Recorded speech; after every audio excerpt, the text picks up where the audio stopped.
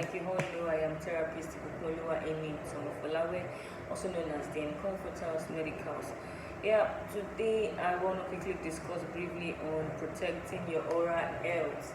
Protecting your oral health. Yes, and I'll quickly talk about some main oral diseases and their signs and how we can actually maintain them before coming down to the clinic, before it's getting aggravated. So first and foremost, I would talk about gingivitis, I'll talk about teeth sensitivity, and talk about periodontal diseases. Yes, when I say gingivitis, what does it simply mean? Gingivitis simply refers to the inflammation of the gum. Yes, inflammation of the gum. And there wouldn't be an inflammation of the gum if plaques, bacterial plaques, are not left in the mouth and they don't get accumulated at the cervical region. So in one word, gingivitis is the inflammation of the gum caused by bacterial plaques being accumulated underneath the gum. And now, what are the signs you get to see that yes, I'm having inflamed gum, or this person is actually having gingivitis? First thing is redness. Redness. The gum will get red, the gum will get tender, the gum will get inflamed, the gum will get swollen, that's inflammation, and the gum will get more tender. That is when you're brushing, you feel this tenderness of the gum. Then there will be pains in that gum, and there will be bleeding while brushing.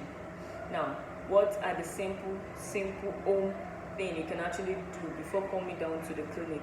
First and foremost, you use pain relief drugs such as ibuprofen. Ibuprofen is a very good one for reduction of the inflammation and relieving you of the pains. Then you can also do warm saline mouthwash solution. Yes, and how is this done? You get a cup of water, then you get a teaspoon, then you get a salt. When you get the salt, you use the teaspoon to take the salt, then you level the salt with your hand.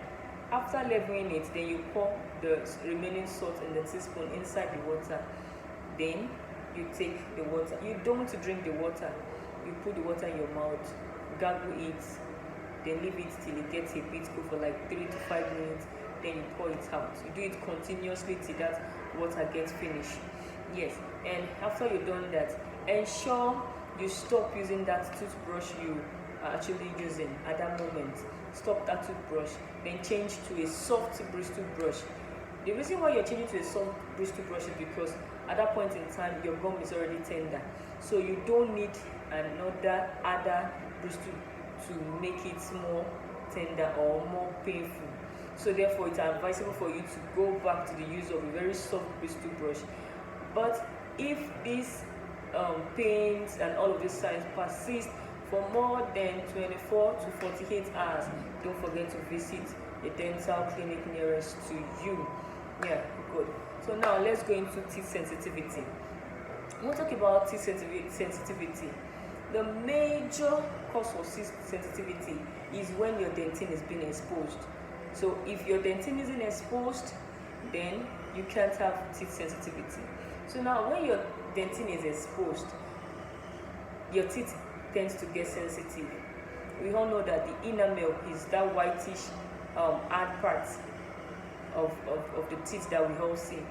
So when the enamel gets a bit exposed, then the second layer next to the enamel is the dentine. The dentine gets sensitive to either cold, air, or water. So now when your teeth is sensitive, there are some things you need to get to know. When your teeth is sensitive, your teeth gets shocky. Like it gets shocked when you take anything hot or anything cold. It gets shocked or a bit painful when exposed to air, as in that's when you open your mouth. And even when you take anything hot, your teeth get this shocking sensation. These are the signs of tooth sensitivity. And remember, tooth sensitivity will not occur if your brushing technique is not bad. If you're brushing with a very hard bristle brush than what you're supposed to use, and you are also brushing in a wrong technique, then your gum tends to recede. That is, it tends to either go back, or for the down, it goes to down, thereby exposing the underneath of your gum. This can also lead to teeth sensitivity. Yes, teeth sensitivity. So what do you do when you feel your teeth is sensitive in the house? Yes, the first thing that should come to your mind is getting a fluoride containing paste. Any fluoride containing paste, then you apply it on that part of the teeth or tooth that you feel is sensitive. Leave it for like 3 to 5 minutes, then brush it off. You can do this continuously for like 3 to 7 days. But if you don't get a better feeling after these days, don't hesitate to consult a dentist or a dental therapist for a better care. Yes, that's about that. Now let's quickly talk about periodontal disease. Periodontal disease, like I had said, that periodontium is the supporting structure of the teeth. So, and part of the supporting structure is the gum. So imagine you have gingivitis and you left it untreated for a long period of time, then it can lead to periodontal disease. So one of the good signs of periodontal disease is a pocket formation. In the gum that is beside your teeth. There's a formation of a pocket, and in that pocket there's usually an accumulation of plaques. There's always usually an accumulation of debris, food debris and everything there. And that is why it is advisable for you to floss regularly.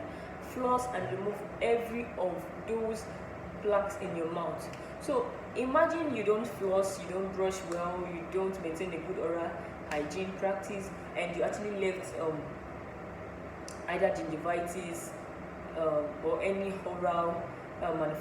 oral infection manifestation in your mouth for a long period of time, then you tend to have periodontal disease. And remember, when you have periodontal disease, there are tendencies that you might lose that teeth. And this is because the supporting structures of the teeth consist of the gum, which holds down the teeth. We have the alveolar bone. Yes, that bone is that major anchor. So imagine all of those parts are being inflamed. The tooth gets loose. So we don't want that to happen. The good sign of periodontal disease is formation of pockets and accumulation of plaques in that pocket. Now, so what do you do when you get to have a periodontal disease? First and foremost, ensure you treat all systemic disease.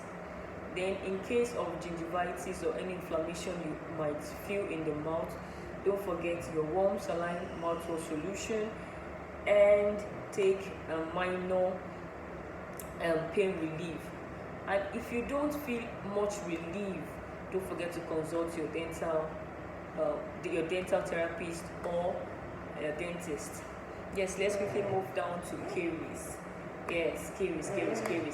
Like everybody know caries, but the layman call it hole in the teeth. Yes, when there is hole in the teeth, before you get to have a hole in the teeth, there are some things that could have actually happened in the mouth. This is it. There would never be caries in your mouth. I said it again and I repeat. There would never be caries in your teeth if your hygiene practice is very, very much okay. If you floss regularly, if you brush 2 times daily, if you use the correct tooth brushing technique, and you make use of a good fluoride containing paste, you would not have caries in the mouth. Because caries is usually caused when there's a prolonged